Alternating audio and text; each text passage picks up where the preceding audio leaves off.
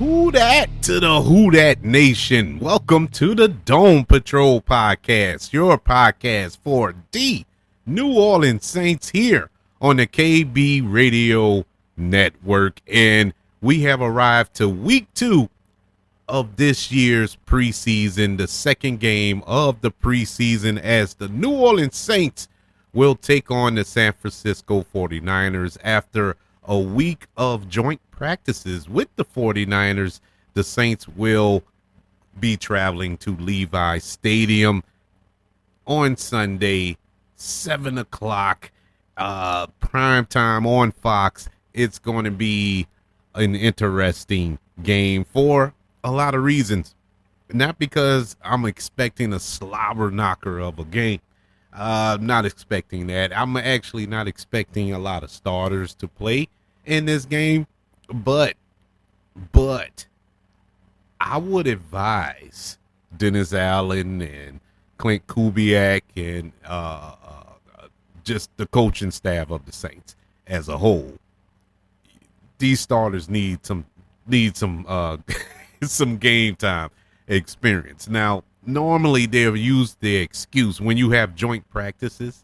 They'll use the excuse of, well, we've been practicing all week against this team. There's really no need to put the starters out there during the actual game. I understand it at one hand, but on the other hand, we need to see something here. The Saints won last week in their preseason opener against the Arizona Cardinals.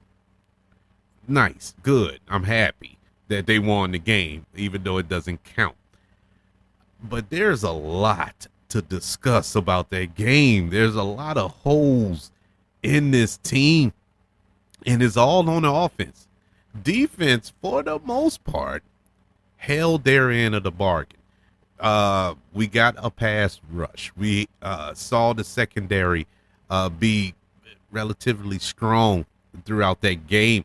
Everything looked good defensively, offensively. The biggest bugaboo, the elephant in the room, is the offensive line. The offensive line has let us down again. I know it's just one game. I understand it. But we're going into that one game, or we went into that one game with 3 new starters on that offensive line, to a degree. Yeah, it's 3 new starters because you have Trevor Penning in a different position, so it's a new position, new starter there. We have the rookie Taliense Fuaga. He's at left tackle. And as this week went on, a couple of them got hurt. Cesar Ruiz, I think, got hurt. Nothing serious, but he was hurt. Our rookie Taliense, he got hurt with some back soreness, and he's questionable to even play this upcoming game this Sunday. And so that's a reason for concern. And the biggest concern is Trevor Penning. And look, I take no pleasure in going off on this dude. I don't like, I don't like bad mouthing my team or players on my team. It may seem like I'd like doing it, but I don't like doing it. But Trevor Penning is not it. He is officially a bust, and he's not going to get any better. And I have to ask the question to Dennis Allen and the rest of the coaching staff for the New Orleans Saints: what more you need to see? What more you need to see? He is not improving at all. You switched him over to the left side or the right side, and it's still the same results. It's just not working. It's not working. And it's all right.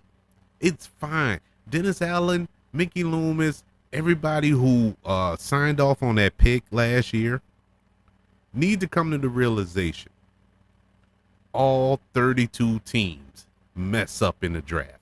The team you're about to play this Sunday traded about 3 years worth of picks for a quarterback a few years ago. Trey Lance. They traded it all. They went all in on Trey Lance, only to trade him a couple of years after that because it wasn't working. They they admitted defeat. They was like, you know what? This is not gonna work. We're not gonna force it to work. It, and they let it go. I respect that. And they're not the only ones to do that. Teams just say, you know what? We missed. We swung and we missed. Not the Saints. Not the Saints. We just gonna make it work. They've been doing it for years. They've done it with Peyton Turner. They've done it with oh my God, what's the other defensive tackle that we had? I think it was Davenport. They did it with Davenport. I mean, they're trying to make them out of something, knowing that this is the ceiling. You're not going to get anything out of these people. And Trevor Penning is that. It's just not there. And the sad part is, I think Trevor Penning is capable of being a really good offensive lineman in the NFL. I do believe that. It's something upstairs with him. It's something in his head. I don't know if somebody got in his head in a game and he just can't shake it, but he just cannot shake it for one reason or another. And that's a problem. That's a concern for the Saints. What are you going to do here? Now, Taliense Fuaga, we don't know how severe this back injury is. We're talking about a back. And you're talking to somebody or you're listening to somebody who's dealt with back problems for the better part of 30 years. I've had a bad back from a car accident 30 years ago, and it still bothers me. It's still, I'm not, hunched over or anything like that yet, but it still messes with me from time to time. And it's nothing you can do because it's your back. It's your back. All you can do is really massage it or take medicine or whatever, painkillers or whatever you can do, but it's no form of surgery. Any form of surgery you have, your career is over. So I'm just throwing that out there. I'm not saying that's what Taliense is experiencing, something like that. I'm just saying it could be just soreness. He's thrown into the NFL, first preseason, first training camp. He's probably tired. Them guys, offensive linemen have to bend down, the whole game, and that's a lot of weight on your body, and you bent over, and I can imagine it. Your back going to start hurting, and so it's probably that, or it could be he pulled something. Could be a strain, or it could be a little pop muscle or something. Who knows? Hopefully it's not that severe because he looked pretty decent to me. To say that was his first game in the NFL, he looked decent. I mean, he didn't allow any pressures. And so that's a win. So I'm hoping that he can bounce back from that injury. We, speaking of backs, by the way, Alvin Kamara this week also didn't practice a couple of days this week due to a back injury. A lot of people are speculating it's not the back, it's the contract. He wants, he's holding out without saying he's holding out for that new contract or whatever. I like to stay optimistic. I like to look at the positive things of life. If he hasn't came out and said it, I'm not going to speculate. If he says it's his back, I'm going to believe it's his back. I'm not going into the route of, he's playing the game. And honestly, if that's the case, he could sit down.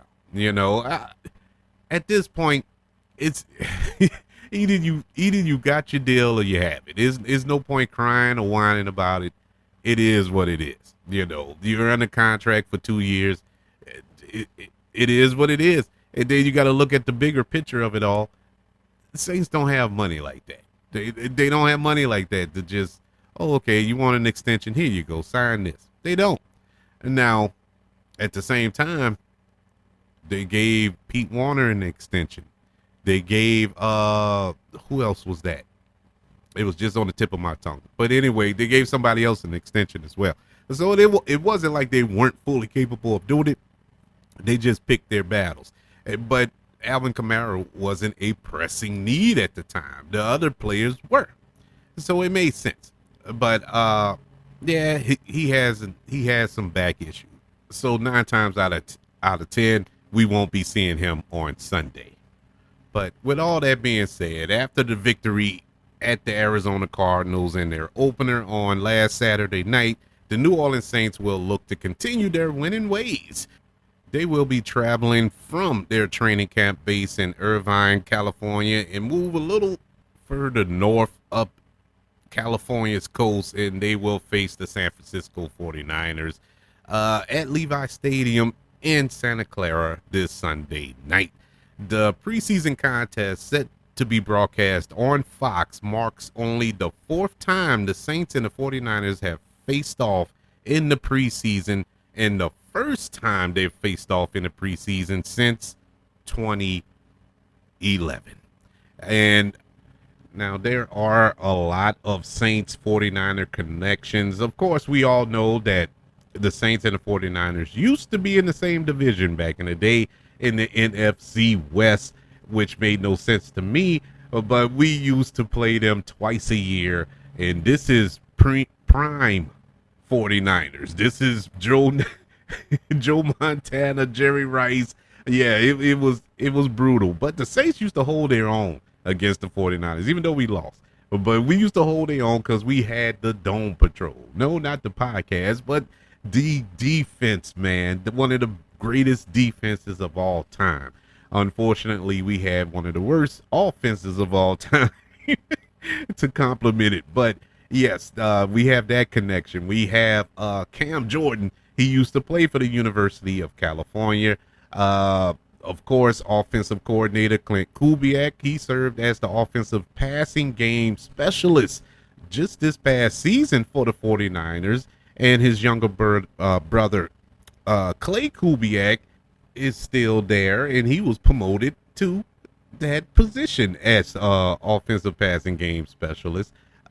Chase Young, our new defensive end, he played for the 49ers last year, at least half of the year. The second half of last season helped them get to a Super Bowl.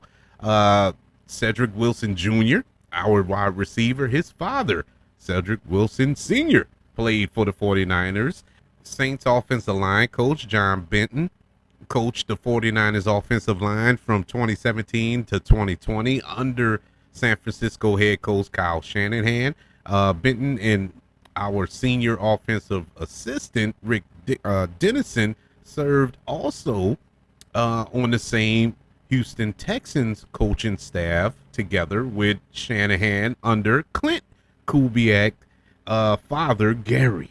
And so there is a big connection there as well. To quickly recap last week's game against the Arizona Cardinals, where the Saints won 16-14.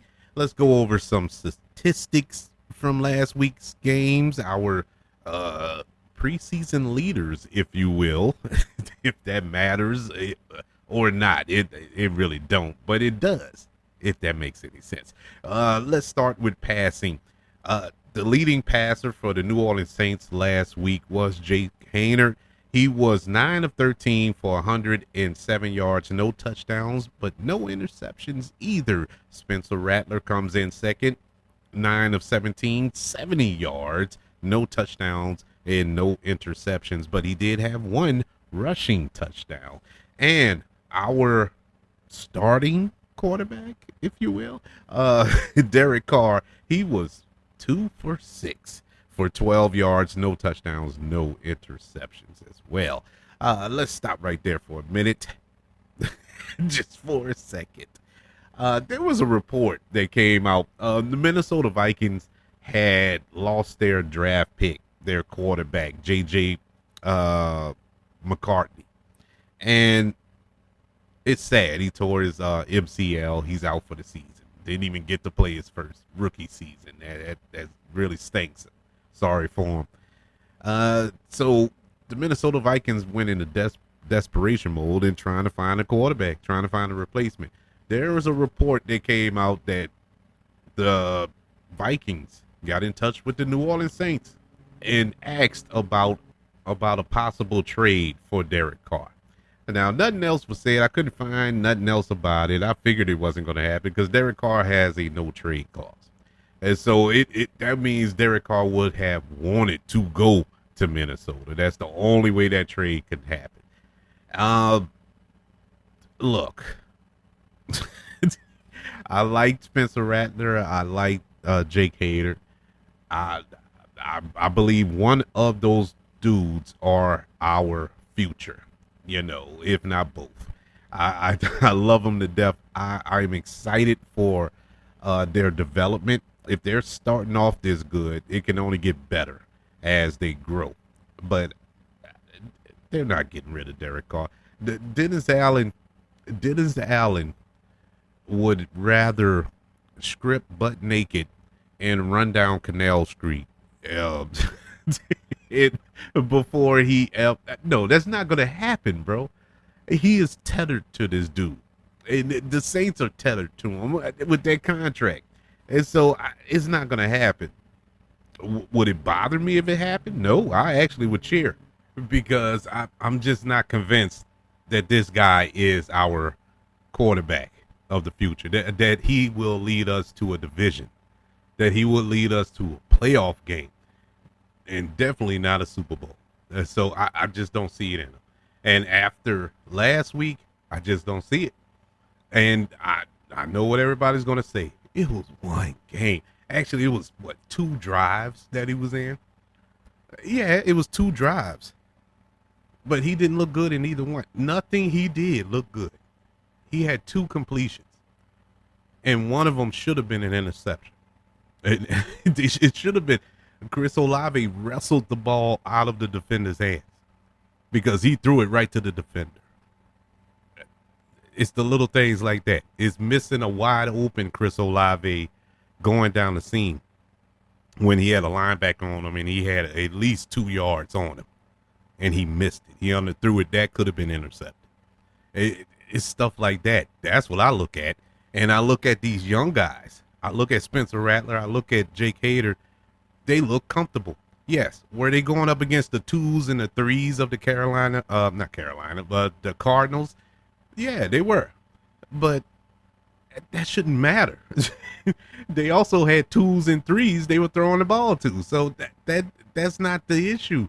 The issue is who looks comfortable, who looks poised, who looks like they were ready for a football game versus who wasn't.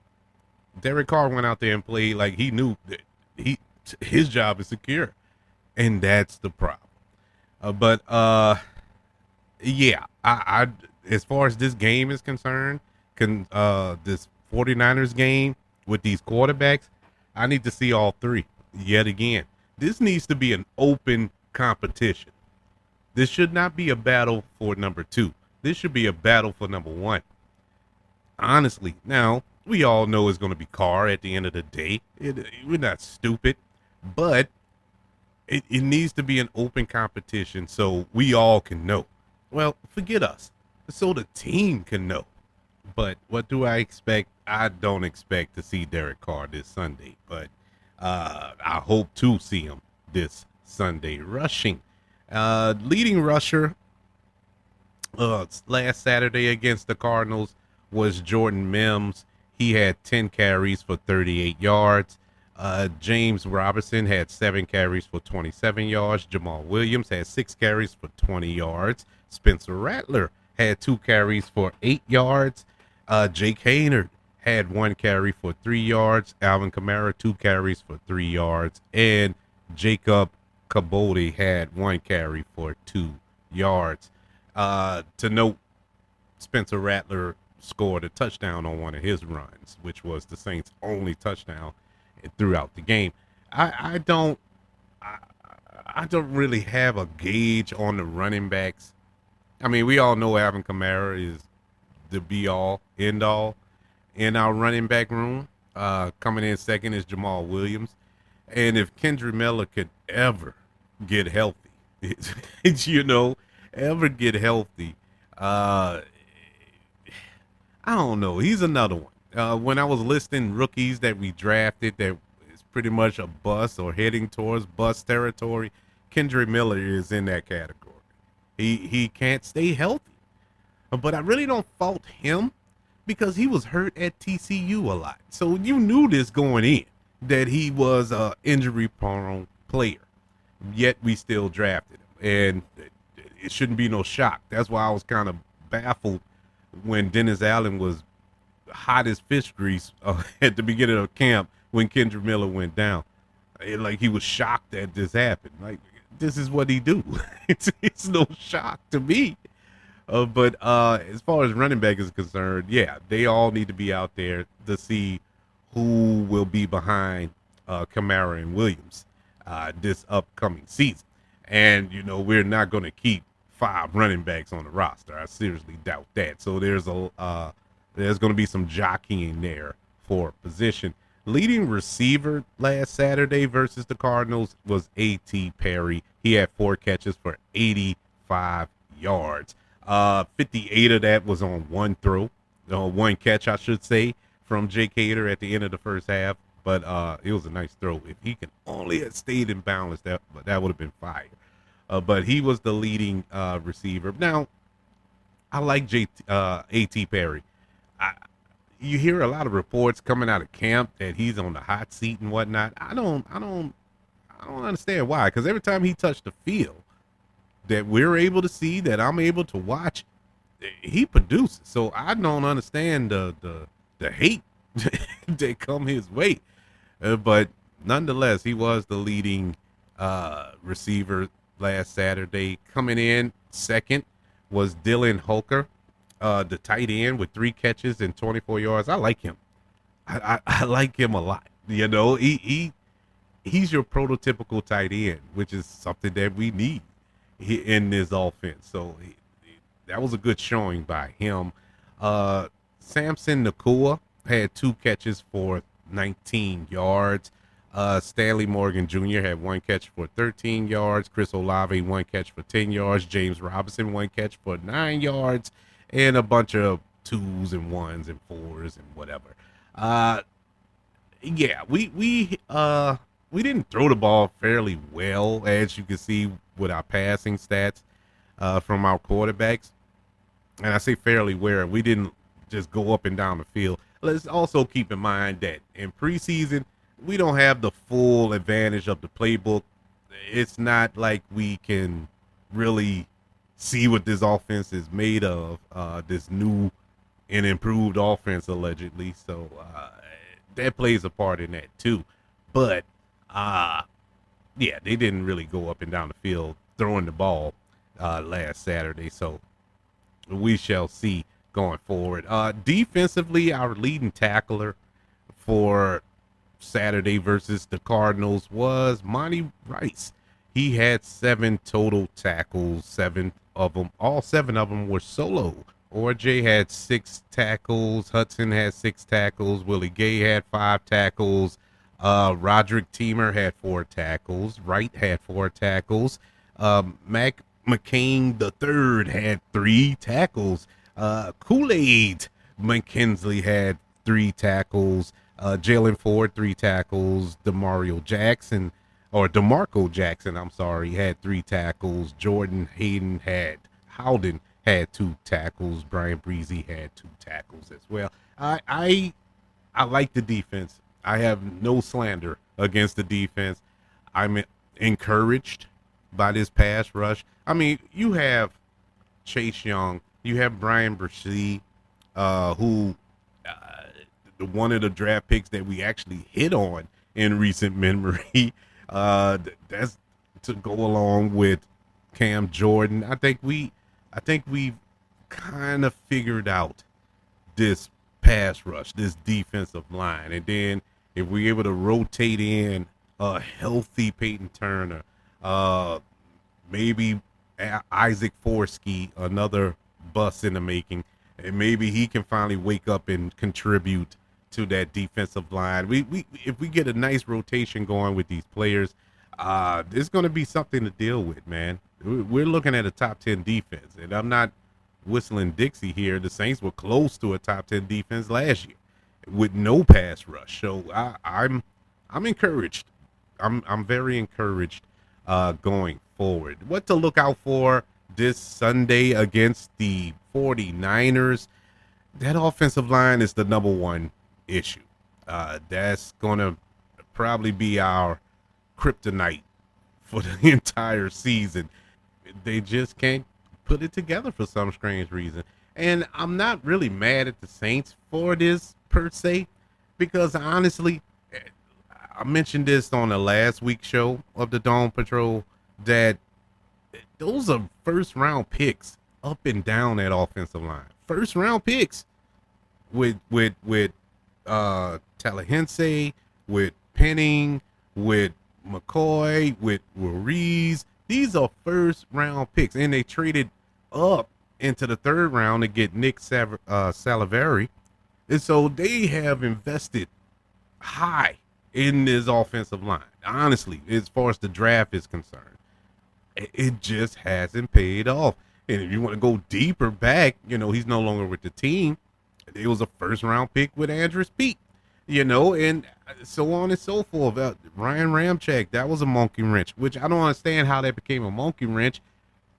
You said at the end of last season that he probably wasn't going to play this season. And all of a sudden, before camp, everybody was shocked and surprised that, he's not going to play. And I'm talking about the coaching staff here. Y'all said this. We didn't say, y'all told us this. And now you're surprised, and now it's like, I don't know. It's like you disturbed the ant pile, and they just running all over the place, and can't figure out this offensive line. You should have had this in place, regardless. Had somebody in place instead of Trevor Penning, instead of throwing somebody over there who wasn't doing good in his natural position. But you want to teach him an entire new position and expect it to click for him.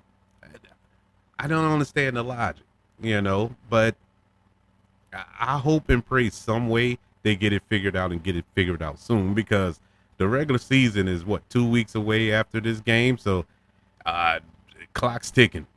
The clock is ticking. The second thing to watch out for is the quarterback battle for the backup position for that number 2. We all know that it's going to be Derek Carr at the number 1. It's all a pipe dream to think that Jake Hader or Spencer Rattler will outperform Derek Carr. Well, it's not a pipe dream that they'll outperform him, because I think they will do that every week. But as far as Dennis Allen and the New Orleans Saints organization is concerned, it's not going to happen. No matter how good Rattler and Hader play. So their battle will be for that number 2 spot. And once again, I don't think the Saints are going to keep 3 quarterbacks on the active roster, which is going to be devastating, because you're probably going to try to sneak one onto the practice squad, and they're not going to be on that practice squad long. You can bank it, especially if it's Spencer Rattler.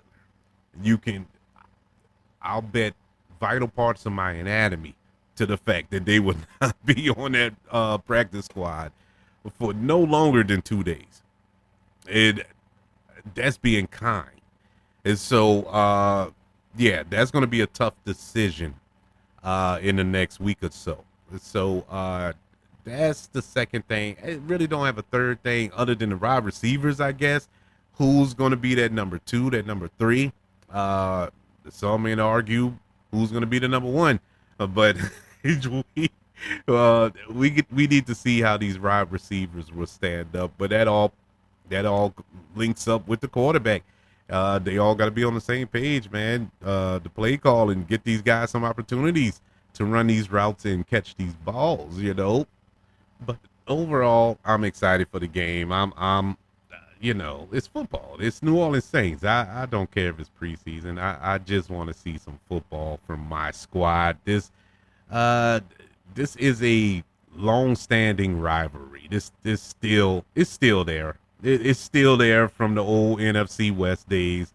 Every time the Saints and the 49ers meet, it's always a good game. And not so many times in the preseason, as I stated earlier. But you know, they always go at it. How can we forget that epic playoff game from about what that was 12 years ago, I think it was. uh I mean, a game, and then that game in the dome when everybody scored. It was just a scoring fest. Defenses took a break that game, and it all came down to a field goal at the end. But they always have epic matchups. You won't see a fraction of that Sunday, but it's still exciting to see the Saints go up against the 49ers. It brings back so many memories of watching the Who-Dats take on the 49ers. But I would love to know, what do you think is our biggest that needs to be addressed, I should say, before the season starts? Is it the offensive line? Is it the quarterback? Is it wide receiver? Is it something on defense that I'm missing? I feel that the defense is solid, but you may see something that we need improvement on. I would love to know. Email the show, kbradiopodcast@gmail.com. You can also search for this show on all social media platforms. Just search for the KB Radio Network.